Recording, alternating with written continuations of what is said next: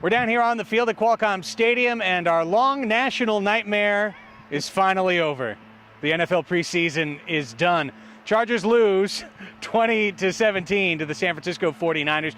Really the fourth preseason game, Dan. If you're not a hardcore fan, there's no reason to watch the fourth preseason game. And I do believe I've never heard in my life any pundit say, you know, that fourth preseason game, that's where that team's season went completely wrong. But for the hardcore fans, some big-time roster battles that were waged out on the field today. May I interject? You may. Trent Green breaks his leg. Rodney Harrison, they thought it was done. And then a savior came in.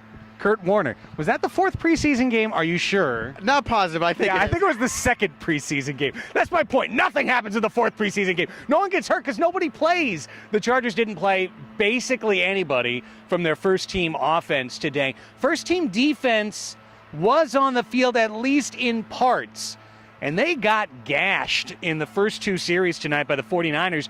Alex Smith feeling at home, the Helix High grad. He played okay, 8 of 10 for only 45 yards, but he moved his team for 2 touchdown possessions.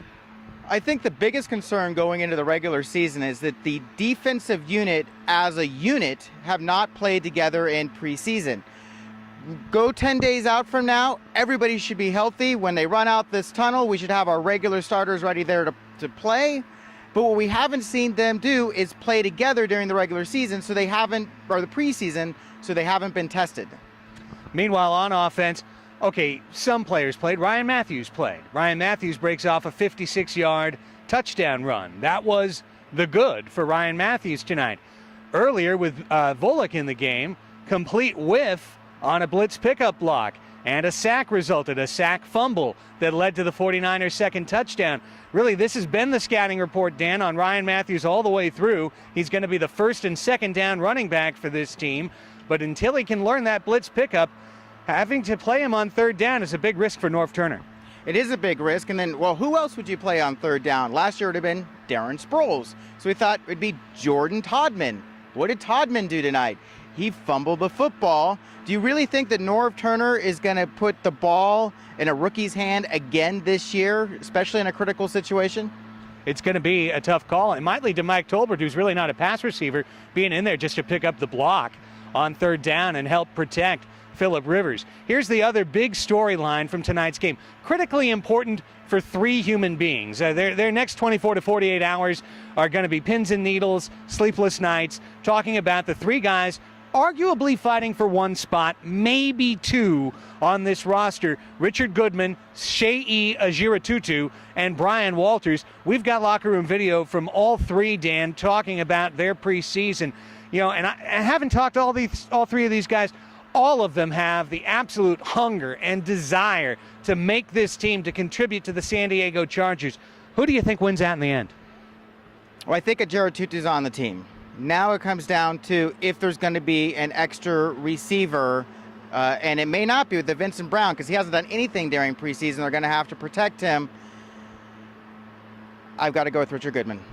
I think it's Goodman as well. And Brian Walters has had a lot of terrific hype in town. He's certainly gotten the city behind him.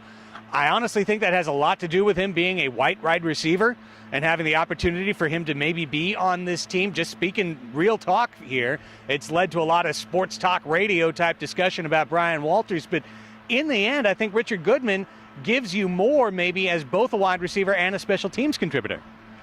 You're exactly correct, Craig. He's fast.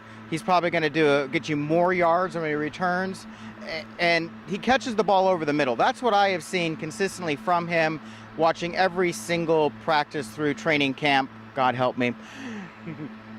But he catches every ball over the center. And more importantly, if you do put him on the outside, because of his speed, he's going to stretch that defense. And if you stretch that defense, maybe you create an opportunity for Gates if he's in there, or you create an opportunity for Ryan Matthews because there's a hole there because that defense is stretched out. I just think Brian Walters is just a tad below Goodman in terms of raw natural ability, and I think raw natural ability is going to win out in the end. Well, the San Diego Chargers wrap up a 2-2 preseason. They lose today 20-17 to the San Francisco 49ers. Now, September 11th, the Minnesota Vikings come to town. And if I've got really one concern about this Chargers team heading into the Vikings game, Dan, it's certainly not the offense, which looks to be arguably the best in the National Football League. I'm not as concerned about special teams as last year due to the coaching turnover, a lot of the roster turnover. You look at the defense, and in particular the run defense. And I'm wondering, with Adrian Peterson coming to town, a terrific first test for this Chargers run defense, are they going to be stout enough to handle it? Well, going back to what I said earlier, is the defense hasn't played together as a unit, and I think that's where the concern is. Believe it or not, they had the fourth best rushing defense in the NFL last year, and that's basically going to be the same defense that takes the field on opening day, switching out maybe one or two players there. So I think when they're healthy and they come together as a unit, they should be fine. My major concern is you have a whole host of guys who have had one injury problem or the other, and I just believe that it's mathematically improbable to keep them all healthy for the entire season. And as soon as you start filling in some other pieces, all of a sudden bigger holes start happening on that line and runners rush right through them. Stephen Cooper's last game as a San Diego Charger tonight? Yes. If I'm going to make a bold prediction here, I don't think either Cooper or Bentley are going to be on this roster come opening day. I believe that one of the two of them will make the 53-man roster, and as soon as they get cuts from all the other teams, they'll pick up an inside linebacker who's on the market at that point. One thing for sure, the second that final gun sounded, everyone forgot the score. Everyone forgot the preseason. It's all done. It's time to get ready. They play for real right here on the same field September 11th, and Dan and I will be right here. For Dan McLellan, Craig Elsten for 619 Sports.